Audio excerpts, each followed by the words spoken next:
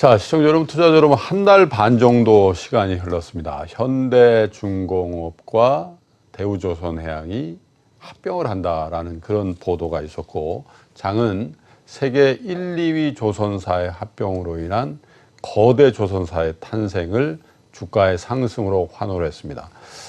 44,000원, 장중에 44,000원까지 간 걸로 제가 기억을 합니다만, 오늘 현재 그것도 조금 반등을 해서 대우조선해양의 주가는 27,900원입니다. 물론 장중에 고점을 잡은 분들이 그렇게 많겠습니까만은 어쨌든 단기간에 굉장히 큰 손실을 기록한 이 조선주, 그리고 호재인 줄 알았더니 이게 조선주 주가에는 굉장히 큰 걸림목이 되는 그런 모멘텀이었던 걸 기억하게 되어 있습니다. 현재 조선 업황이 어떻고 조선주 주가는 어떻게 봐야 될지 조선 전문가 한분 모시겠습니다. NH투자증권의 최진명 연구위원을 모시죠. 어서 오십시오. 네. 먼저 좀 여쭤보겠습니다. 이 합병 뉴스가 현대중공업도 또 대우조선해양한테도 다 주가 측면에서 악재였어요. 지나놓고 보니까. 이게 본질이 뭡니까? 왜 그렇게 된 겁니까? 일단 그거에 언급된 이유는 인수합병에 의한 효과나 이런 시너지들은 발생하는데 사실 한두 달 만에 발생이 안 되겠죠. 최소한 1년 이상은 소요가 될 거고요. 근데 합병 과정에서 양사가 유상증자를 해야 된다고 얘기를 했기 때문에 유상증자는 지금 당장 즉각적으로 현금이 나가는 거니까요. 이런 거에 의한 괴이였다고 보시면 될 것 같아요. 결국 투자자들은 그 장기적인 시너지가 있는 것에 대해서 동의를 하실 수 있을 거라고 생각을 하지만 일단 당장 유상증자하는 거에 대한 거부감이 있었다라고 보시면 될 것 같고요. 그동안 조선주가 주가가 연초부터 많이 좋았기 때문에 이게 본의 아니게 좀 찬물을 끼얹은 게 됐고요. 그 다음부터 주가 흐름은 계속 정체기에 있다라고 보시면 될 것 같습니다. 뭐 전체 장이 그렇게 좋은 상황이 아니었기 때문에 그 시점부터 전체 장도 조정 국면에 들어갔기 때문에 반등을 마감하고 조선 업황도 조선주의 주가 상황도 그 장의 맥락을 이어갔으나 어쨌든 그 일종의 큰 이벤트가 있은 이후에 굉장히 좀 충격을 받아 놓은 상황인데, 자, 단기적으로는 그런데 조선 업황에 대해서 좀 점검해 볼게요. 수주 소식이 삼성중공업에서도 나오고 이렇게 나오기 시작합니다. 질적으로 어떻고 양적으로 어떻습니까?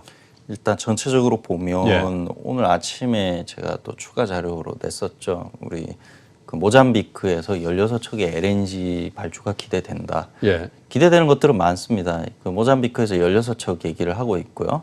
그다음에 러시아 야말에서 LNG선 16척, 이거 쇠빙선이기 때문에 가격이 더 높습니다.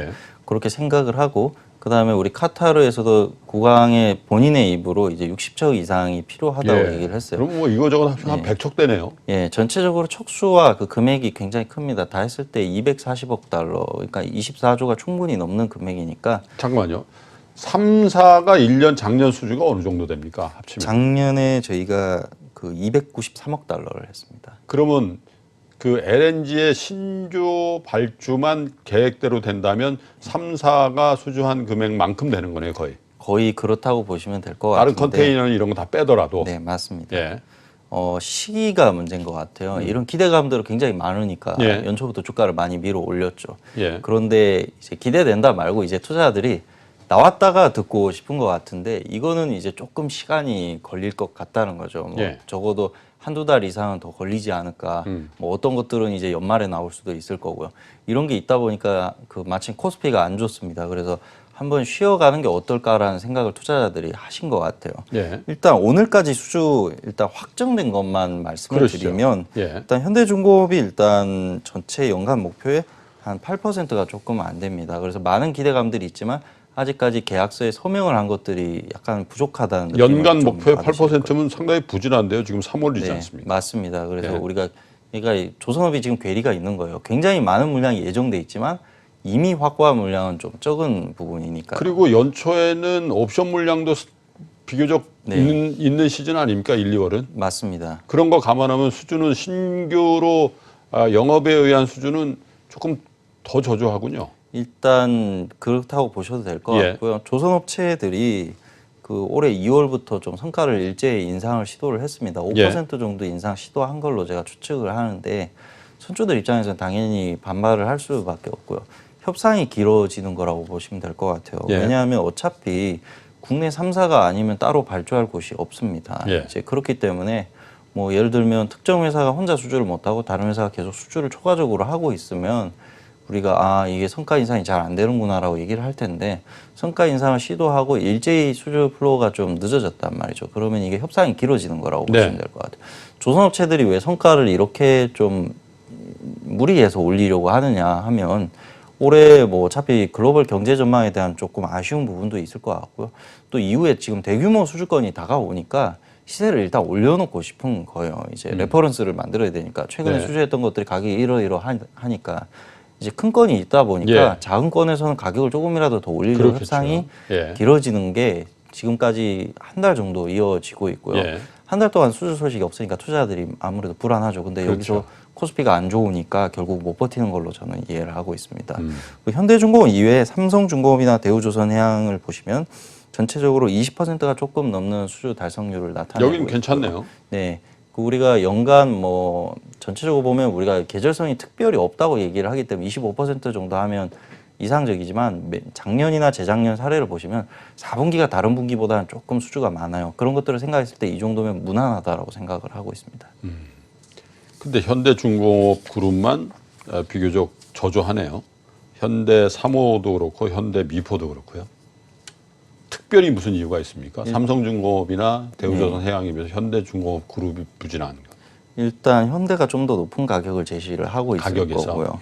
미포조선 같은 경우는 지금 물량이 저렇게 잡혀 있지만 이미 뉴스로도 보셨다시피 뭐 쉘에서 현재 MR 탱커 8척 발주를 미포한테 이미 주는 걸로 얘기가 다 끝난 걸로 뉴스에서 나오고 있어요. 그래서 그것들을 감안하시면 사실 미포도 부진하지는 않다고 해석할 수 있을 것 같습니다. 아직 공시사항이라든지 장부에 딱 기입할 정도는 아니나 대안이 없기 때문에 기입하지는 않았지만 이미 외신에서 전체적으로 계약 조건이나 척수가 다 얘기 나왔으면 거의 우리는 끝났다고 생각을 하고 있습니다. 선가를 좌우하는 게 선정도 있습니다만은 선박의 사이즈도 굉장히 중요하죠. 네. 2018년은 어땠습니까? 이 발주 선박의 사이즈 구성을 보면 일단 전체적으로 보면 70% 이상이 대형이었어요. 대형이거나 초대형인데 그러다 보니까 구조적으로 대형사 중심으로 시장이 흘러갈 수밖에 없습니다. 거기다가 작년에 LNG선이 굉장히 강세였는데 LNG선은 기본적으로 중소형 시장이 없어요. 그러다 보니까 이게 큰 회사랑 작은 회사 격차를 계속 키우는 거거든요. 근데 다행히도 국내 메이저 회사들은 다 큰 회사입니다. 그러다 보니까 이득을 보는 거고 이 국내에도 작은 회사들이 있어요. 이쪽은 작년에도 사실 쉽지 않았어요. 그리고 해외에 많은 경쟁업체들이 그런 부분에서 불리한 포지션에 있고요. 이러한 것들이 대형화는 갈수록 추세입니다. 요즘에 LNG선도 카타르에서 주문을 희망하는 사이즈도 일반적인 사이즈 저희 170K를 일반적으로 보는데 260K나 이 정도 사이즈를 카타르에서 희망을 하고 있어요. 네, 맞습니다. 그러니까 갈수록 배는 커지는 거라고 보시면 될 것 같아요. 배가 커지면 장점이 많습니다. 당연히 규모의 경제도 나올 거고요. 물론 근거리 항해에서는 이제 너무 큰 것들이 불편할 수도 있지만 어차피 특히나 천연가스나 이런 운송들은 대부분 대륙간 횡단이기 때문에 대형화 추세는 계속 지속될 거고 이런 것들이 양극화를 계속 유발한다라고 보고 있습니다. 그렇기 때문에 대형 조선업체가 최근에 주가 흐름이 좀 아쉬운 부분이 있지만 펀더멘털은 강해지면 강해졌지 나빠졌다고 보고 있지는 않다라고 보시면 될 것 같습니다. 그러니까 우리 중소형 그 조선사들이 연쇄적으로 이제 그 도산을 하고 그래서 통영을 비롯한 이 남해안 조선벨트에 굉장히 큰 불황을 갖고 오는 게 조선 업황의 문제일 수도 있거니와 그 안에서의 이 선박 사이즈의 포트폴리오가 대형 쪽으로 확 쏠리는군요. 네, 갈수록 건조 능력이 확실히 담보되지 않으면 수주를 못하는. 네, 갈수록 대형으로 쏠리니까 기본적으로 대형선을 만들 수 있는 시설이 없으면 아예 진입이 안 되는 거죠. 이런 추세에서 완전히 떨어지고요.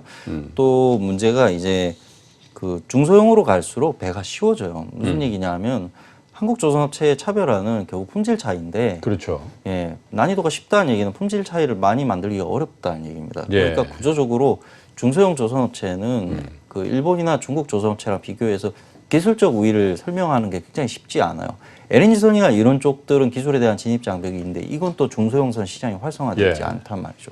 그리고 더 문제가 국내 중소형 조선업체가 정부에서 중소형 LNG선을 억지로 정책 지원으로 발주를 해준다고 한들 해본 적이 없으니까 이제 그런 거에 대한 할 수 있느냐에 대한 또 문제들도 있어요. 그래서 작년에 보시면 그 문재인 정부에서 그 예인선 쪽을 LNG 추진으로 해서 중소형 조선업체를 돕겠다고 했는데 예. 예, 그 이후에 나왔던 상당수 뉴스들을 보면 근데 우리가 할 수 있을지 모르겠다는 굉장히 답답한 답변들이 그렇군요. 많았어요. 속을 들여다보면 또 그런 문제가 있군요. 예. 그러니까 이게 구조적으로 정부에서 중소형 조선업체를 외면했다기보다는 구조적으로 너무 불리합니다. 선가는 어떻습니까? 신조의 경우에 조선사들이 한 5% 정도 인상을 시도하고 있는데 선주사들은 좀 저항을 하고 있는 양태인 것 같은데 중고 선가는 뭐 거래량 기준이니까 어떻게 형성이 되고 있는지. 일단 요게 또 투자자들을 혼란스럽게 예. 하는 것 같아요. 한 달 사이에 예. 그 신조선은 사실 수출 소식이 없으니까 업데이트할 부분이 없어요. 예. 근데 중고선 같은 경우도 이 대형 딜들이 이제 시장에 공개가 됐고 그 다음에 올해 경기 둔화나 이런 것들이 포착이 되니까 그 선박 거래량들도 굉장히 말라버렸어요. 그러다 보니까 이 거래량이 말랐는데 이 시세를 업데이트하는 게 사실 굉장히 무의미하거든요. 이제 그러다 보니까 최근 한 달 사이에 신조선가도 중고선가도 모두 정체돼 있고요. 네. 그러다 보니까 결국은 우리는 앞으로 어떻게 될 건가에 대한 기대가 있으면서도 당장은 변화가 없으니까 예. 불안할 수밖에 없죠. 여기다 마침 월요일부터 저희 유럽을 비롯해서 예, 해외 다수 국가들의 경제 지표들이 나빠지는 것들을 보고 있으니까 이런 것들이 좀 공포가 확산됐다고 생각을 하는데 제가 설명을 드리고 싶은 건 그 프랑스 증시에 보시면 GTT라는 회사가 있습니다. GTT. 저희 그 LNG선의 원천 기술을 보유한 회사입니다. 세계 예. 시장 점유율 그냥 100%라고 보시면 될 것 같고요. 현대중공업이든 삼성중공업이든 대우조선해양이든 아니면 일본이나 중국의 조선업체든 어디든 LNG에 관련된 상품을 수주하면 다 여기 특허를 씁니다. 이름이 뭐라고요? GTT라고 합니다. GTT. 예, 그 풀네임은 가스 트랜스포트 때 테크닉 가즈라고 이렇게 예. 하는데 뭐 제가 불어를 모르니까 이 발음이 정확한지는 모르겠습니다. 예. 근데 저희가 보통 그냥 GTT라고 어깨를 부르고요. 제가 왜 여쭤보냐면 요즘은 하도 이제 해외 주식들 많이 직구를 하시니까 이 조선 전문가가 나와서 해외 이런 업체를 얘기하면 사시는 분들이 있어서요. 네. 그래서 여쭤보는 겁니다. GTT를 한번 주가를 보시면 굉장히 인상적일 거예요. 최근 2년 동안 거의 3배가 올랐는데 이 회사가 영업이익률이 참고로 65%입니다. 왜냐하면 그 수입의 거의 전부를 이 특허 이용료에서 획득을 하고요. 비용이라고 하는 건 사실 이 매출에서 생기는 비용이 없어요. 그냥 관리하는 직원들 인건비, 그 다음에 기술을 계속 업그레이드하는 연구개발비. 원가가 없군요. 그러니까. 예, 실제로 원가가 없는 비즈니스입니다. 물론 그 특허를 만드는 개발비가 예전에 들었겠죠. 근데 이 특허는 1963년에 만들어졌어요. 그래서 1963년에 만든 특허가 아직도 이익을 발생을 시키는 겁니다. 근데 우리가 주목할 부분이 뭐냐 하면 1963년에 만든 특허인데 이 GTT의 기술이 대세가 되기 전에는 모스 방식이라고 해서 우리 보시면 LNG선 선박 위에 이 원형 모양의 이제 탱커 3개를 이렇게 두 개에서 3개 정도 업고 간 그게 모스 스타일이에요.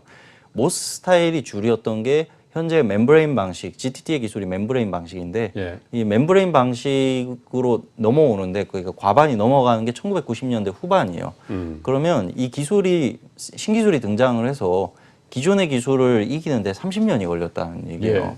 그런 것들 때문에 뭐 앞으로 이 회사가 뭐 우리나라도 이런 기술들 개발하고 있지만 우리가 역전하는데도 또 수십 년은 걸릴 거란 말이죠. 근데 우리가 참고할 부분이 뭐냐 하면 그러면 GTT 기술은 최소한 10년 이내는 이 헤게모니를 지킬 거다. 그러면 GTT의 주가를 보면 우리가 외인들은 특히 유럽 선진국에 있는 외인들은 그 LNG 산업을 어떻게 바라보는가, 그다음에 LNG 산업 발주 전망을 어떻게 보는지 생각할 수 있다는 얘기죠. 그리고 차트를 보시면 그 오늘 아침에 나온 자료이기 때문에 제가 그 방송에 가져오지 못했는데 그 차트를 보시면 너무 명확할 거라고 생각을 합니다. 외인들도 LNG에 대한 기대를 아주 강하게 하고 있고요. 그렇기 때문에 제가 드리고 싶은 말씀은 뭐냐. 국내 증시는 사실 지금 좀 복잡한 게 많습니다. 인수합병도 있고요. 그 다음에 코스피가 요즘 계속 안 좋습니다. 대표적으로 IT에서 둔화가 되고 있기 때문에 그런 변수들이 많기 때문에 국내 조선주의 주가는 사실 순수하게 업황을 설명하지는 않아요.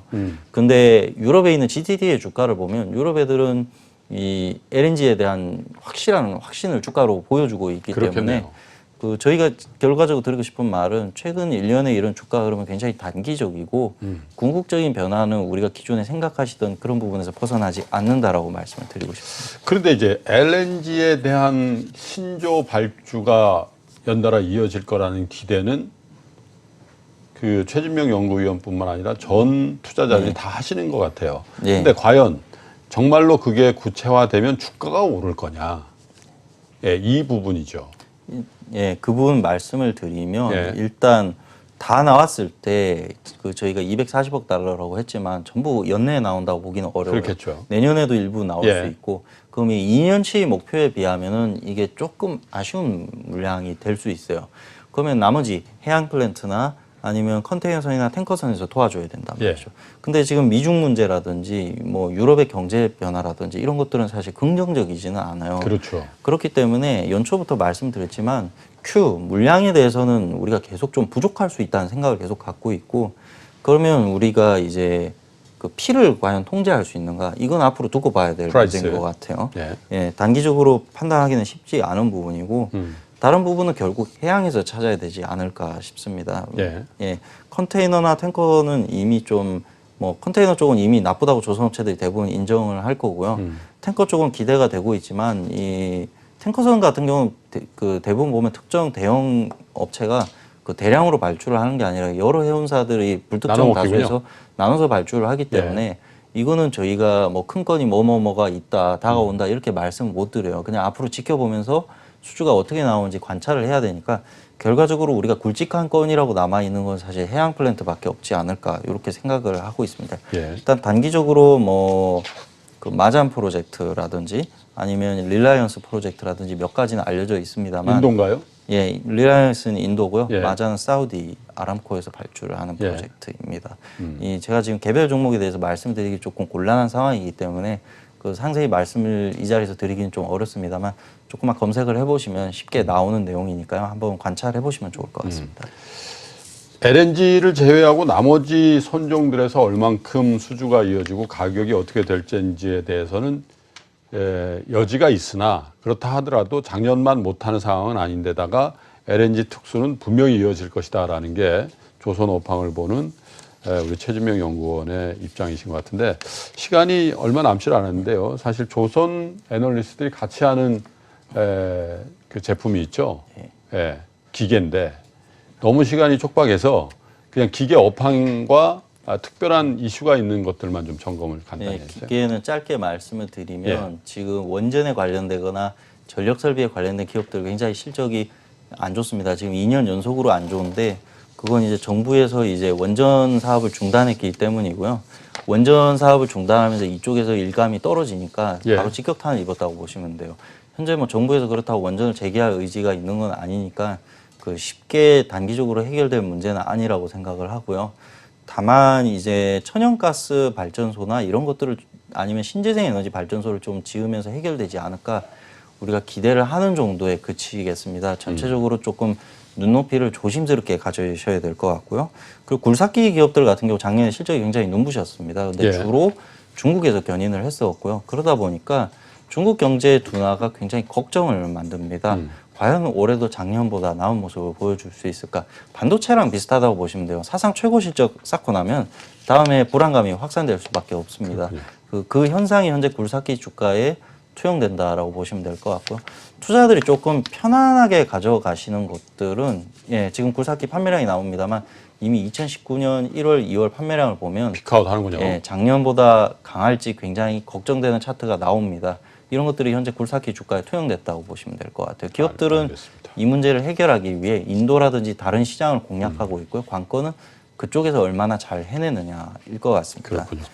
굴삭기라는 게 뭐 그 주문이 집중되면 이게 뭐 한 해 두 해 쓰는 게 아니기 때문에 신규 매출이라는 건 항상 피크아웃 한다 이런 측면에서 보면 저것도 중국 경기의 내수 활성화나 이런 것들이 이어진다 하더라도 굴삭기 쪽에 매수라는 관점에서 보기 조금 힘든 면이 있겠구나라는 그런 힌트를 주셨네요. NH투자증권의 최진명 조선기계 담당 애널리스트와 말씀 나눴습니다. 고맙습니다.